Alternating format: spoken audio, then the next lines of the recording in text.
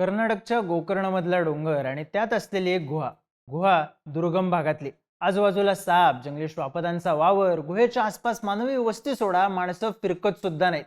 पण याच गुहेत पोलिसांना आढळली एक महिला, मूळची रशियाची, जी या गुहेत निवांत राहत होती, उपासना करत होती. विशेष म्हणजे या गुहेत ती एकटी नव्हती, तिच्या सोबत होत्या तिच्या दोन लहान मुली.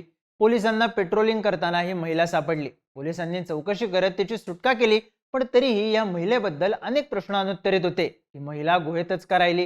ही महिला इतकी वर्ष बेकायदेशीरपणे भारतात कशी राहिली? एक ना अनेक चर्चा.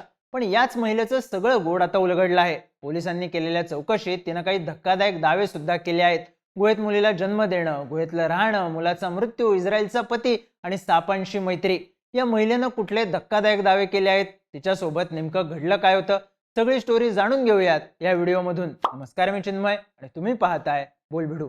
गोकर्ण पोलिसांची एक तुकडी शुक्रवारी 11 जुलैला रामतीर्थ डोंगराजवळच्या भूस्खलन झालेल्या भागात गस्त घालण्यासाठी गेली होती.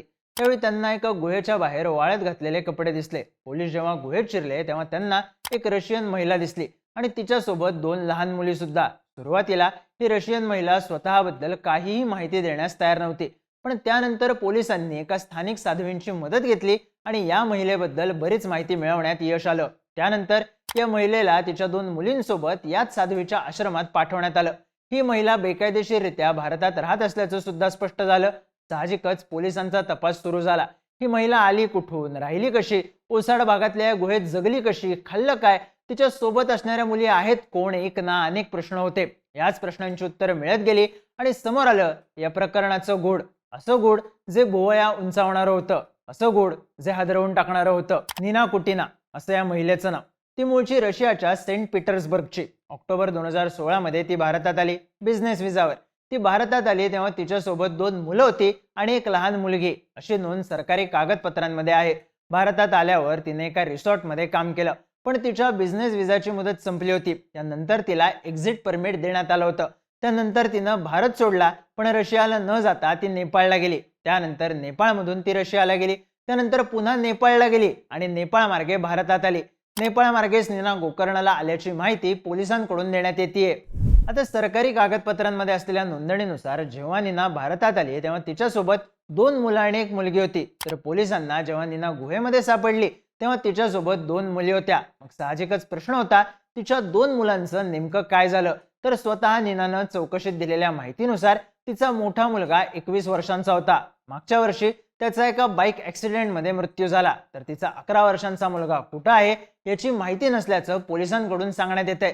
तर काही माध्यमांनी पोलीस सूत्रांच्या हवाल्याने दिलेल्या माहितीनुसार नीनाचा एक मुलगा रशियामध्ये आहे. नीनाने माध्यमांशी बोलताना असाही दावा केला आहे की तिच्या मुलाच्या अस्थी तिच्यासोबत ती राहत होती त्या गुहेत होत्या, पण पोलिसांनी तिचं सामान जप्त करताना या अस्थी गहाळ झाल्या आहेत.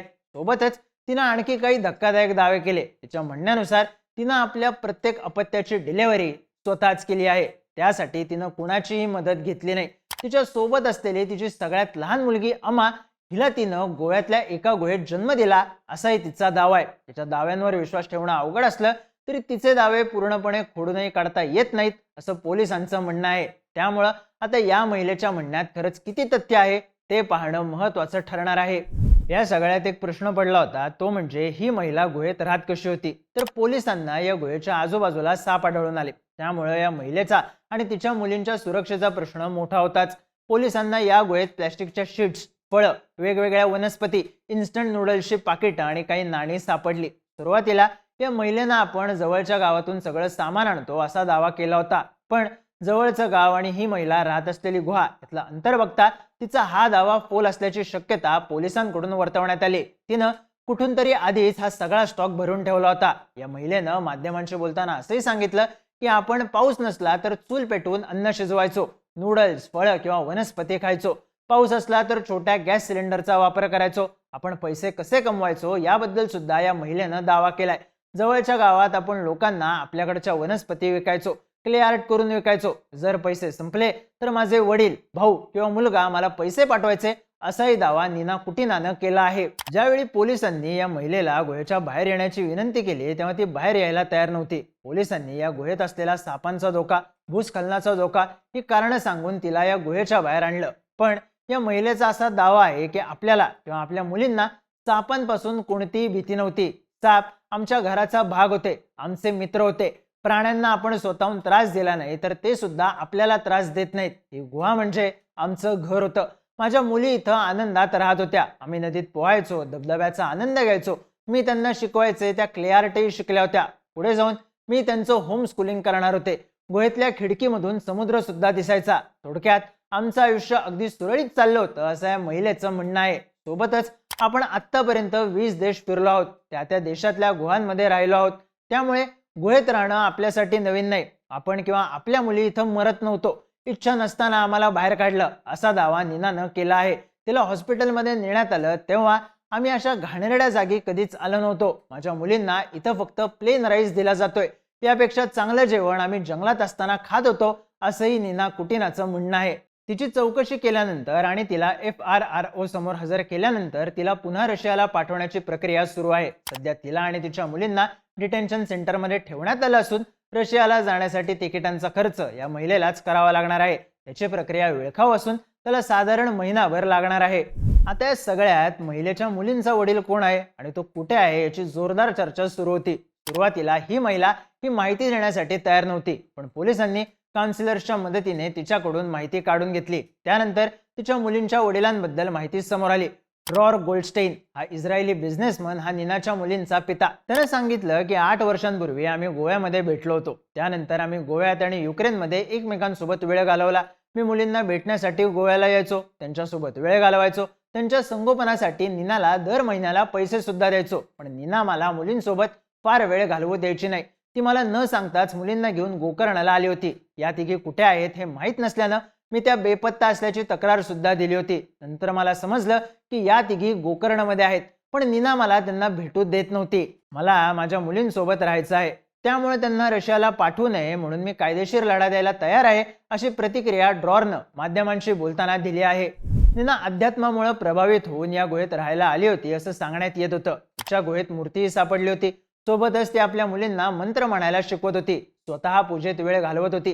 पण स्वतः नीनानं हा दावा खोडला आहे. तिचं म्हणणं आहे की जरी आपण पूजा करत असलो, मंत्र म्हणत असलो, तरी आपण इथं शांततेसाठी आलो होतो. आपण इथं निसर्गासाठी आलो होतो. आपल्याला शहरातल्या गोंगाटापासून शांतता हवी होती. आपण आतापर्यंत निसर्गाच्या सानिध्यात राहत आलो आहोत. त्यामुळं मी पुन्हा इथं राहायला आले होते असं तिनं माध्यमांशी बोलताना सांगितलंय. सोबतच तिने या सगळ्याबद्दल एक सोशल मीडिया पोस्टही केली, ज्यात तिने लिहिलं आहे की निसर्गानं आपल्याला दिलेली सगळ्यात सुंदर गोष्ट म्हणजे पाऊस.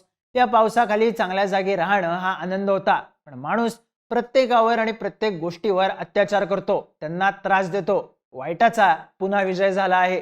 पोलिसांनी तिची आणि तिच्या 2 मुलींची सुटका केली असली तरी तिचं म्हणणं आहे की हा वाईटाचा विजय आहे. तिच्या गुहेत राहण्याचं, ती अध्यात्माच्या शोधात इथं आली होती का या प्रश्नाचं गोड आता उलगडलं आहे. पण तिनं खरंच गुहेत मुलीला जन्म दिला होता का? त्या मुलींच्या वडिलांपासून लांब का राहत होती? या गुहेत राहण्याच्या आधी ती नेमकी कुठे राहत होती? याबद्दल पोलिसांचा तपास सुरू आहे. थोडक्यात तिचं गुहेत राहणं हे अध्यात्माचा नाही तर शांततेचा भाग होतं. पण त्यात धोका होता तो सापांचा आणि एकटेपणाचा. सोबतच एक गूढ जे समोर आलंय पण अजूनही तुकड्या तुकड्यात.